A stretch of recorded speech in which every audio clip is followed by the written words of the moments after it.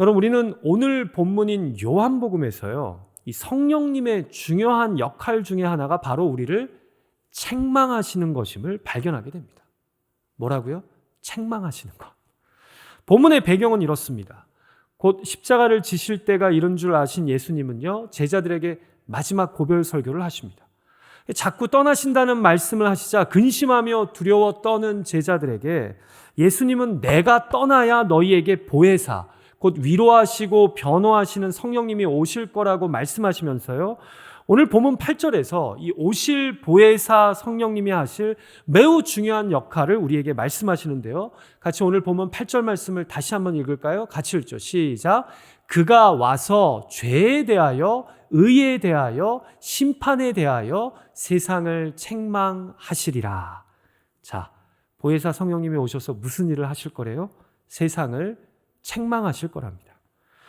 여러분, 어려서부터 부모님이나 선생님에게 혼이 많이 나셨던 분들은 이 책망이라는 단어가 좀 불편하게 다가오지 않을까 생각됩니다. 그런데요, 성경은 명확하게 성령님이 이 세상에 오셔서 행하시는 중요한 일들 중 하나가 바로 세상을 책망하시는 거랍니다. 말이 되죠. 하나님의 영이신 거룩한 성령님이, 진리이신 예수 그리스도의 영인 성령님이 바람처럼 임하는 곳에 왜 이 세상을 꾸짖으시고 책망하시는 일이 일어나지 않겠습니까? 자, 그런데요, 오늘 본문 말씀을 자세히 묵상해 보면 이 보혜사 성령님의 책망이요, 세상을 향해서는 폭로와 정죄와 꾸짖음일지 모르겠지만 하나님의 자녀된 우리를 향해서는요, 궁극적으로 회개와 거룩, 승리를 위한 책망인 것을 발견하게 된다는 점입니다. 한마디로 우리를 거룩, 곧 이 세상과 구별된 존재들로 세우시고자 우리 삶에 임하셔서 성령님이 책망하신다는 겁니다. 자, 그래서 저는 오늘 성령의 바람 불어와 그 마지막 시간으로 당신의 자녀들을 구별되이 거룩하게 만드시고자 우리 가운데 임하셔서 책망하시는 성령님의 음성에 귀를 기울이고자 합니다. 바라기는 오늘 말씀을 통해 우리를 세상과 구별된 거룩한 자녀로 빚어가시고자 하는 이 성령님의 마음을 우리가 깨달을 수 있는 그런 시간이 되기를 간절히 소망합니다. 자, 예수님이 떠나신 후 오시는 보혜사 성령님은 세상을 어떻게 책망하십니까? 성령님의 책망은 우리를 어떻게 거룩한 삶으로 인도하십니까?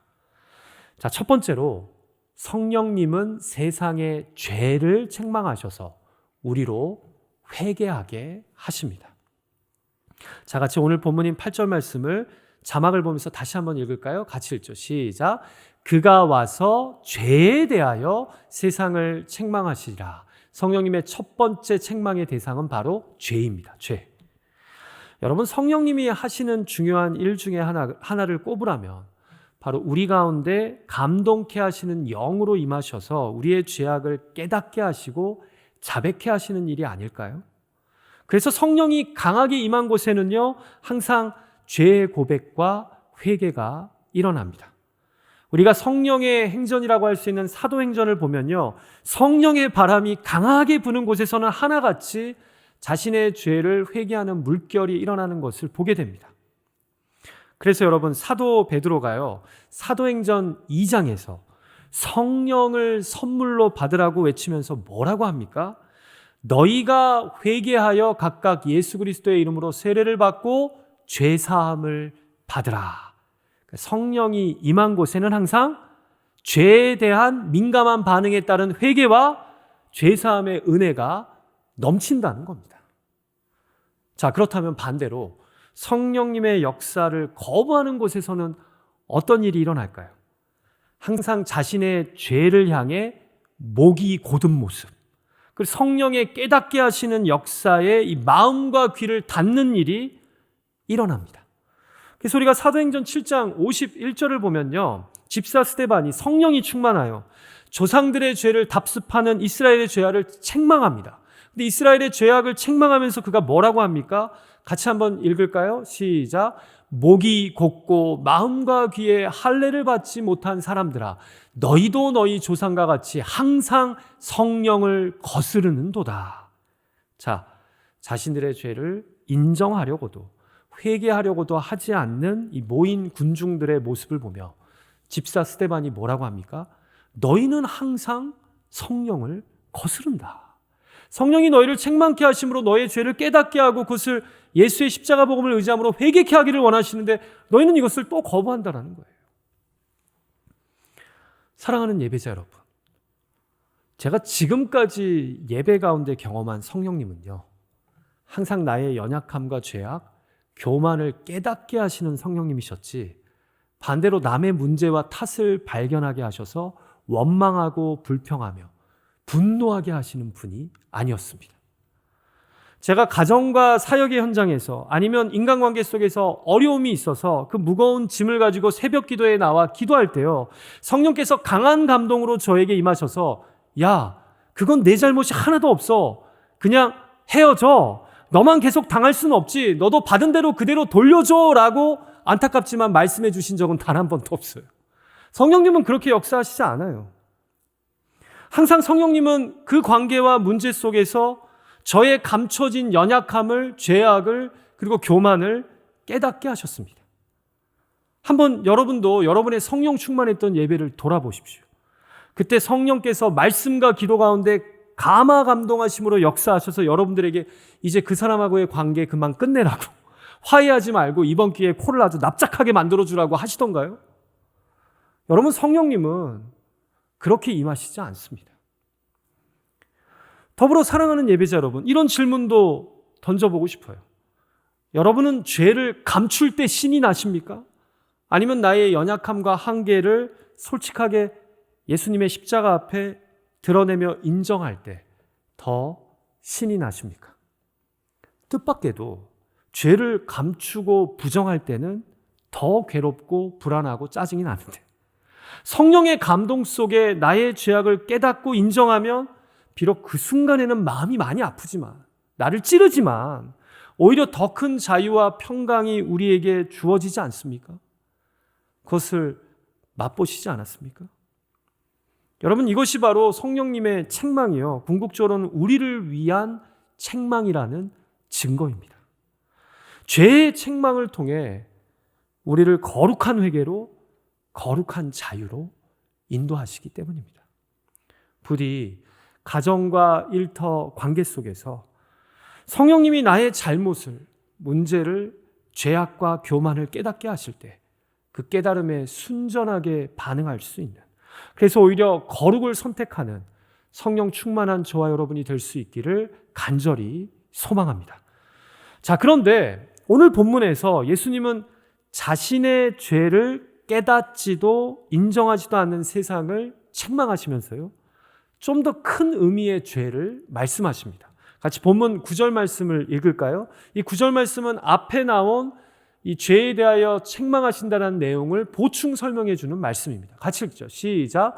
죄에 대하여라 함은 그들이 나를 믿지 아니하며.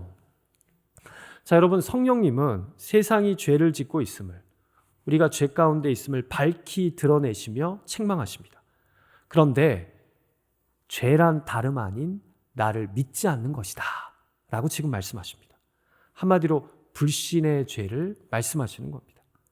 하나님이 세상을 이처럼 사랑하사 독생자를 주셨는데 이 예수님을 계속해서 거부하는 것이야말로 죄 중에 죄라는 겁니다.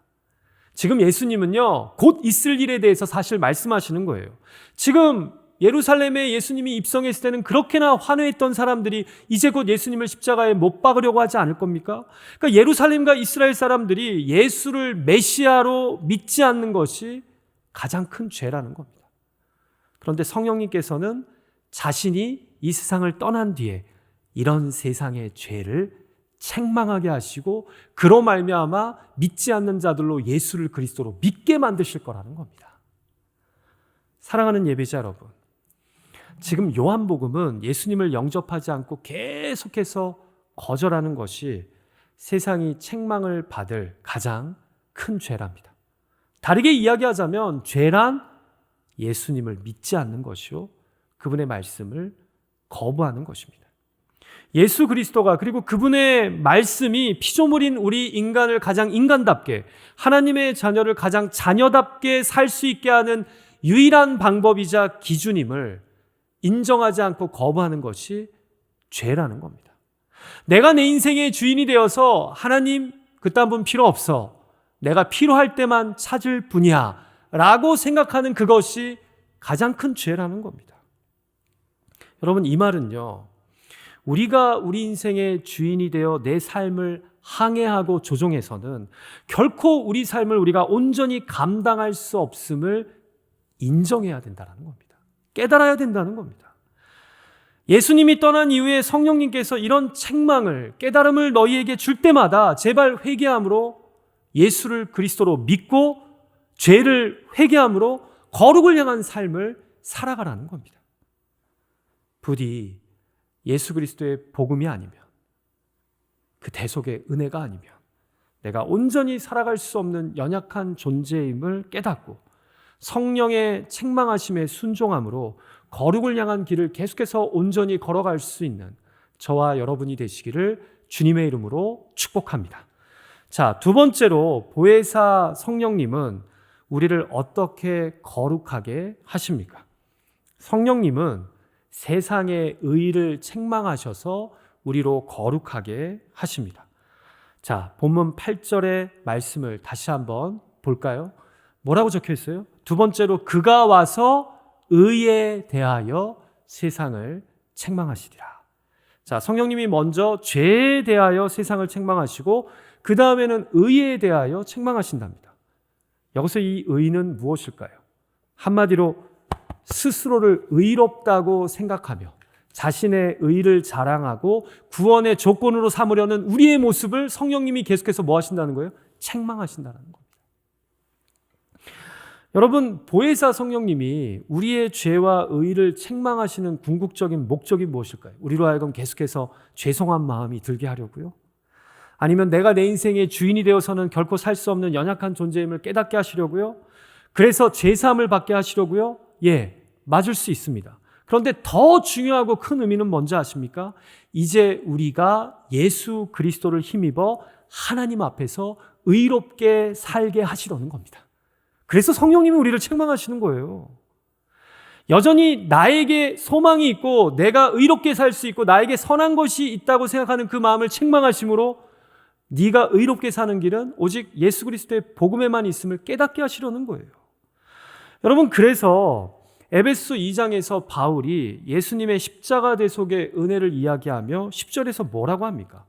하나님이 우리를 이렇게 은혜로 구원하신 것은 그냥 죄사함 받고 천국 가기 위함이 아니라 그리스도 예수 안에서 우리로 선한 일을 행하게 하기 위함이라고 말씀하시지 않습니까? 그러니까 결국 구원의 궁극적인 목적은 뭐예요? 우리로 하여금 다시 하나님처럼 거룩하고 선하게 살게 하시기 위해서 우리를 구원하셨다는 거예요.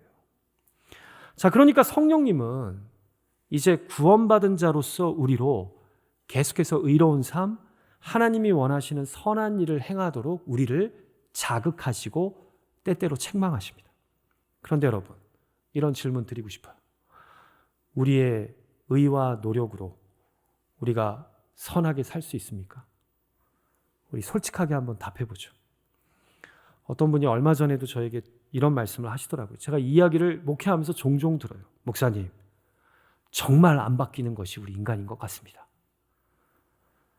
본인을 보면서도 그렇게 느끼고, 배우자를 보면서도 그렇게 느끼고, 성도들을 보면서도 그렇게 느끼죠. 여러분, 성령님이 우리를 책망하신다고 우리가 의로운 삶을 살아갈 수 있습니까? 안 됩니다. 안 돼요. 그런데 여기 기쁜 소식이 있습니다. 바로 우리가 예수 그리스도를 구주와 주인으로 믿고 우리 삶에 지속적으로 모시는 순간 예수님의 의가 우리의 의가 된다는 점입니다. 예수님이 우리 삶 속 안에서 성령님의 감화 감동하심을 통해 선한 일을 이루어 가신다는 겁니다. 자, 이것을 사도 바울은 빌립보서 3장 9절에서 이렇게 설명합니다. 그 안에서 발견되려 함이니 내가 가진 의는 율법에서 난 것이 아니요 오직 그리스도를 믿음으로 말미암은 것이니 곧 믿음으로 하나님께로부터 난 의라. 아멘. 그럼 무슨 말입니까? 내가 가진 의는 내가 율법을 노력하여 지킴으로 얻는 것이 아니랍니다. 오직 예수 그리스도를 믿음으로 그가 내 안에서 살아내시는 하나님으로부터 난 의라는 겁니다. 여러분 아멘이십니까? 예. 저만 익사이딩한 것 같아요. 여러분 이거는 기쁜 소식이에요. 자, 그래서 보혜사 성령께서 우리로 복음에 합당하게 살지 못하면서 의로운 척하는 우리의 불의한 삶을 책망하시고 또 더불어 우리로 오직 예수님을 믿는 믿음으로만 의로운 삶을 살아갈 수 있음을 깨닫게 하심으로 우리를 거룩한 삶으로 인도하신다는 거예요. 얼마나 성령님이 우리 삶 속에서 중요해요. 우리의 위장하는 불의를 책망해 주시고 또 우리로 하여금 우리가 의를 이루는 길은 오직 예수님의 복음밖에 없다라는 걸 성령님이 계속해서 감화 감동하시면 우리에게 가르쳐 주시고 인도해 주신다는 겁니다. 그래서 의를 책망하심으로 우리로 거룩하게 하신다는 겁니다. 자, 그럼 이 말씀을 부연 설명하는 본문 10절은 무슨 의미일까요? 같이 본문 10절 말씀 읽을까요? 시작. 의에 대하여라 함은 내가 아버지께로 가니 너희가 다시 나를 보지 못함이요. 참 난해하죠. 여러분 일례로 기독교 초기에 아주 위대한 신학자로 불리우던 세인 어거스틴, 성 어거스틴은요. 자신의 책에서 요한복음의 이 본문을 묵상하다가 나는 이 말씀이 무슨 뜻인지 잘 모르겠다고 이 부분을 스킵해요. 근데 여러분 제가 볼 때 지금 예수님이 하시는 이 말씀의 의미는요. 이제 곧 예수님이 종교 지도자들의 말도 안 되는 불의에 의해 합리화한 의에 의해 십자가에 못 박혀 죽으실 것을 얘기한다라고 저는 생각합니다. 여러분 사복음서를 잘 보세요. 대지상들은 고소할 증거를 확보하지 못했는데도 거짓 증언을 할 자들까지 고용해서요. 결국 예수님을 죽이려고 합니다. 한마디로 예수님은 결코 의롭지 않은 불의한 세상에 의해 버림을 받아서요. 불의한 죄인으로 낙인이 찍혀 곧 죽게 되신다는 겁니다. 마치 우리의 의롭지 않음에도 의로운 척하는 불의한 삶으로 인해 예수님이 십자가를 지신 것처럼 말입니다.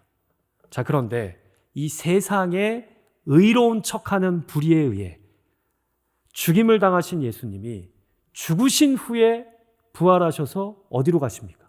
지옥으로 내려가셨습니까? 아닙니다.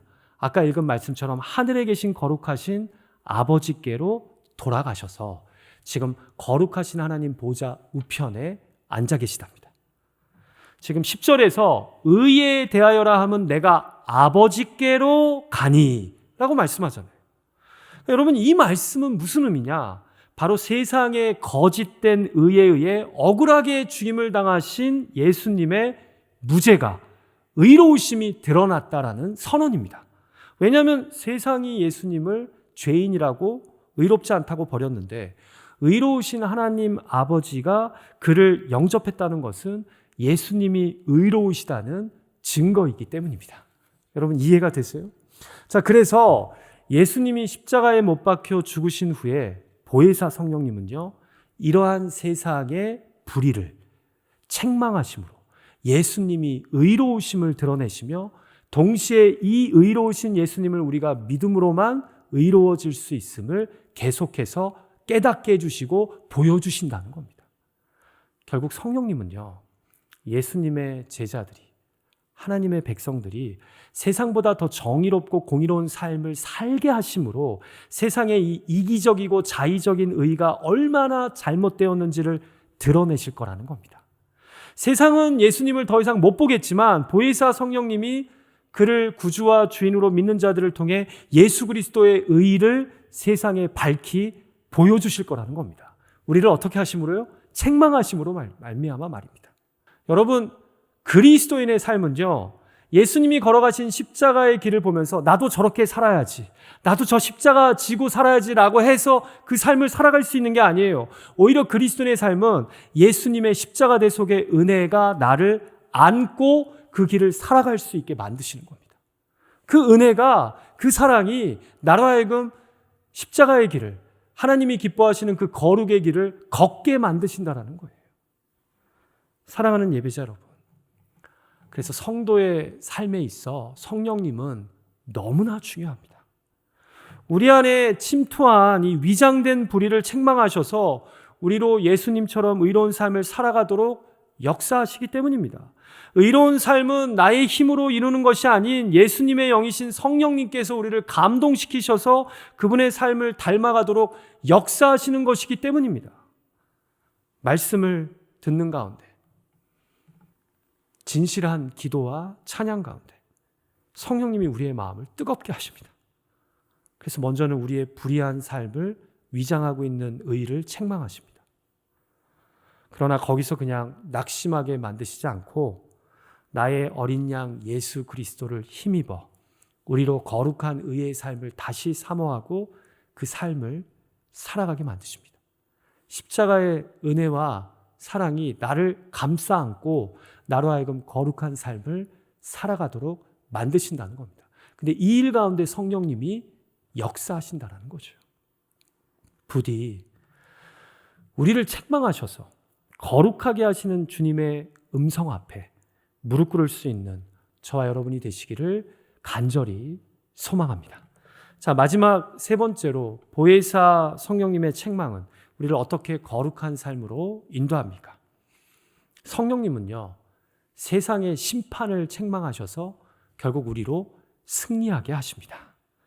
자, 다시 본문 8절 말씀 볼까요? 세 번째 책망이 뭐예요? 그가 와서 심판에 대하여 세상을 책망하시리라. 자, 처음에는 세상의 죄, 그 다음은 의, 그리고 이제 마지막으로 세상의 심판을 책망하십니다. 여러분, 여기서 이 심판은요, 구체적으로 어떤 심판을 의미하는 걸까요? 이제 곧 있을 예수 그리스도를 십자가에 못 박게 한 심판을 의미합니다. 예수님이 미리 말씀하시는 거예요.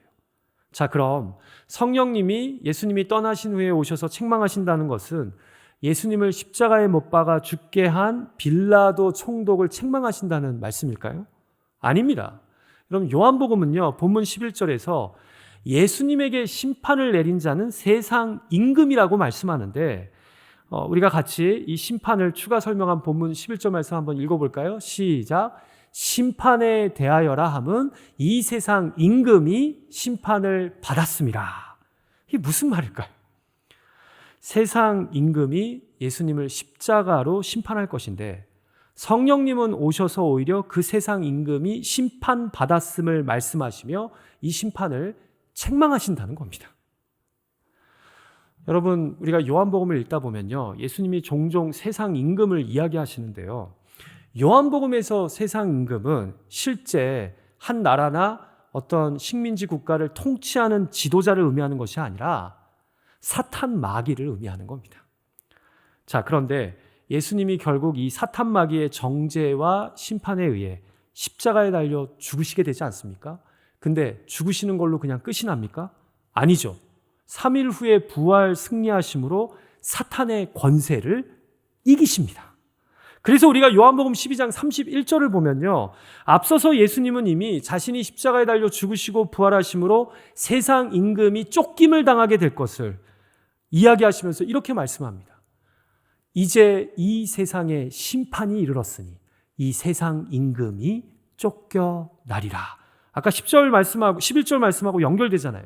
심판에 대하여라 함은 이 세상 임금이 심판을 받았습니다. 무엇을 통해서요? 예수님의 십자가 죽으심과 3일 후에 부활 승리하심으로. 여러분, 이해가 되시나요? 그래서 예수님이 11절에서 심판에 대하여라 함은 이 세상 임금이 심판을 받았습니다 라고 말씀하신 거예요. 결국 예수님은요, 내가 떠난 이후에 오실 성령님께서 죽은 후 3일 만에 부활 승리하심으로 사탄 마귀의 자신을 향한 심판을 책망하실 거랍니다. 이것이 성령님이 하시는 중요한 일이라는 거예요. 여러분, 이것을 우리 삶에 그대로 적용한다면 어떤 의미가 있을까요? 자, 사탄 마귀는 예수님을 심판하고 정죄해서 십자가에 못 박게 하신 것처럼 여전히 우리를 십자가에 못 박으려고 합니다. 뭐라고요? 네가 이러고도 예수 믿는 사람이야? 네가 이렇게 부족하고 연약한데 주님이 이런 너를 위해 십자가 달려 죽으시고 부활하셨다고? 말도 안 돼. 그런데 십자가에서 온갖 정죄와 사탄의 심판을 받으신 예수님이 결국 부활 승리하심으로 사탄을 심판하신 것처럼, 사탄의 권세를 이기신 것처럼 우리가 삶 속에서 온갖 정죄와 심판을 받지만, 사탄의 공격을 받지만, 그럼에도 이 예수님의 십자가와 부활 안에 있는 우리에게는 정죄함이 있다는 거예요? 없다는 거예요? 없다라는 거예요. 없다라는 거예요. 여러분, 그래서 로마서 8장 1절과 2절에서 성경이 뭐라고 얘기해요? 그러므로 이제 그리스도 예수 안에 있는 자에게는 결코 정죄함이 없나니 이는 그리스도 예수 안에 있는 생명의 성령의 법이 죄와 사망의 법에서 너를 해방하였습니다. 왜요? 예수님이 부활 승리하심으로 사탄 마귀의 죄와 사망의 권세를 이기셨기 때문에. 이것을 성령께서 계속해서 책망하시면 우리로 깨닫게 하신다는 거예요. 우리가 믿음의 길을 걷다가 자책하게 되죠. 낙심하게 되죠. 죄에 또 넘어져 쓰러지죠. 그러면서 사단 마귀는 우리를 정죄해요. 우리를 십자가에 못 박으려고 해요. 그때마다 성령님이 뭘 생각나게 하신다고요? 3일 만에 부활 승리하심으로 죄와 사망의 권세를 이기신, 승리하신 예수님을 바라보게 만든다는 거죠. 그래서 우리로 하여금 계속해서 거룩의 길, 믿음의 길을 걷게 하신다는 겁니다. 여러분, 그래서 참 아이러니한 게 이 고별 설교를 마무리하면서 예수님이 남겨진 제자들에게 마지막 결론 부분에서 이 요한복음 16장 33절이 마지막 절이에요. 이렇게 말씀하십니다. 같이 읽을까요? 시작. 이것을 너희에게 이르는 것은 너희로 내 안에서 평안을 누리게 하려 함이라. 세상에서는 너희가 환난을 당하나 담대하라. 내가 세상을 이기었노라. 아멘. 2000년 전 예수 그리스도는 십자가에 못 박혀 죽으시고 3일 만에 부활 승리하심으로 세상의 죄와 의와 심판을 이기셨습니다. 아멘이십니까? 그리고 우리는 인간의 죄와 의와 심판을 향한 예수 그리스도의 십자가 승리를 믿음으로 오늘을 살아가고 있습니다. 그럼에도 우리는 여전히 죄와 싸우고 때때로 쓰러집니다. 여전히 거룩하신 하나님이 우리에게 기대하시는 그 의의 삶을 살고자 하지만 넘어지기도 합니다. 그리고 이 세상의 심판은 예수 그리스도께서 재림하시는 날 온전하고 완전하게 이루어질 것이기에 우린 이 땅을 살아가면서도 때로는 사탄 마귀의 정죄와 심판에 흔들리기도 합니다. 그러나 우리는 압니다. 예수 그리스도가 이미 세상을 이기셨다는 것을 말입니다. 그리고 성령님께서 계속해서 우리로 죄와 의의 삶과 정죄의 이 심판에서 승리함으로 믿음의 길을 걷게 하시고 우리를 종국에는 거룩하게 빚어가실 줄 믿습니다. 그래서 우리는 넘어지나 담대합니다. 연약하나 승리를 확신합니다. 성령 하나님께서 계속해서 우리 삶 속에 찾아오셔서 우리를 책망하시고 우리를 깨닫게 하심으로 거룩하게 빚어가고 계시기 때문입니다.